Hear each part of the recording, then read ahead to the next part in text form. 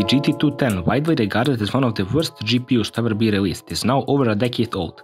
So considering its DirectX limitation, it hardly even starts any new games. And even if it could start them, I'm sure none of them would run very well, which was even the case for the titles released in early 2010s.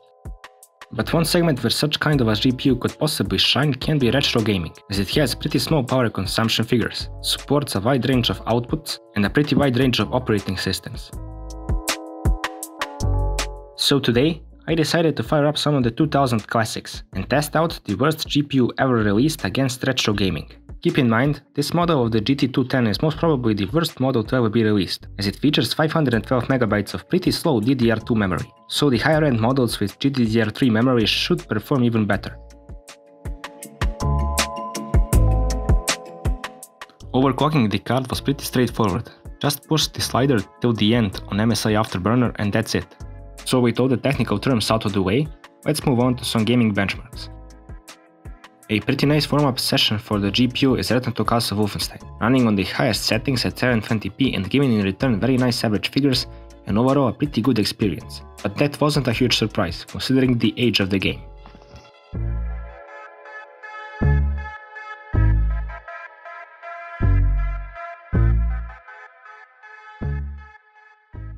The original Far Cry also ran without a problem, using the high preset and 720p resolution. Maybe even turning the resolution up is an option, but considering how games were played back then, 720p seems like the best choice.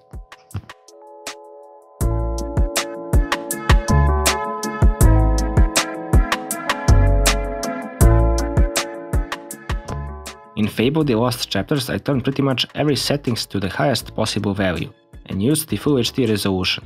Surprisingly, the game ran at almost a stable 30 FPS, but of course, for better frame rates, there is quite some room to mess around with the settings.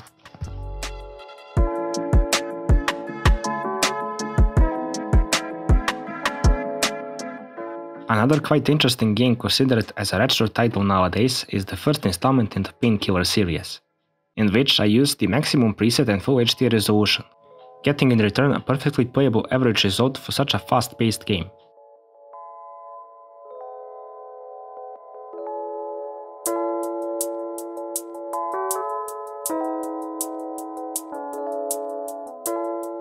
The second installment in the Call of Duty series ran exceptionally well on the GT210, with 3-digit average figures and an overall smooth experience.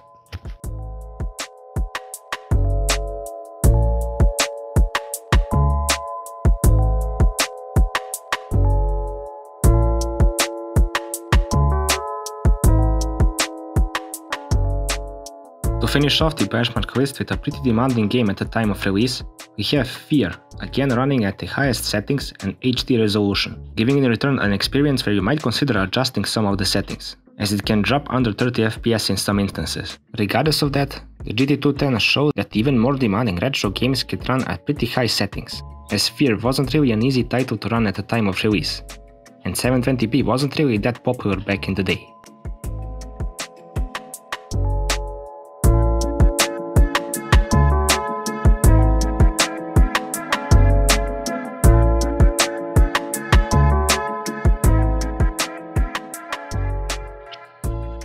Generally speaking, the GT210 offered exceptional performance in all of the games tested, and there are quite a lot more games in the retro gaming segment that I didn't test out, but would run great. Games like GTA San Andreas, Elder Scrolls Oblivion, and many more from the PS2 and early PS3 era.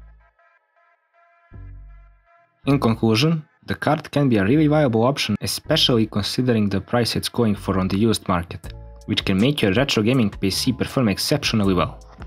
I've got mine for free, so this can represent basically endless value for money in my case.